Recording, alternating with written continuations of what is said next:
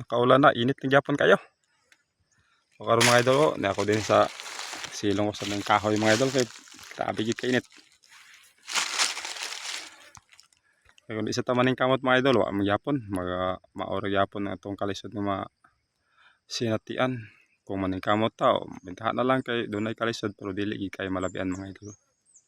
Mura gini atong puhunan ni pagkaboy ibubos kalibutan mga idol, kakugi.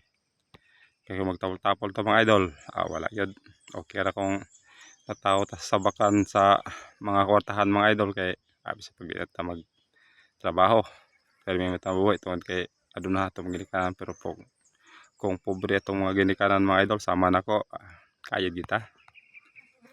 Kay mismo karon ako mga idol, nahimo kong ginikanan mga idol, pobre lang gyapon mga idol. Ako sa mga anak mga idol, pobre lang gyapon na sila. Kita mga idol. Kung makita mahimo mga idol kung maugid ang dalan nga ipasobay sa ato sa Ginoo. Ang pagkinabuhi mga idol is kalibutan mga idol, na magina siya mga linya dalan nga atong pagasubayon. Kung diha ra kita mga idol, diha ra kita.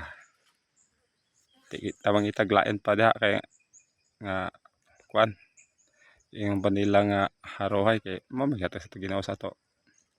Pero maning kamot ta. Kay yung panila nga bisan kon ang atong kapalaran pobre, kung maning kamot ta mga idol, hinhawag yapon ta bisan sa atong kapobrehon. Bisan sa wala pa maning kamot mga idol, pobre lang yapon ta. Oh hahay.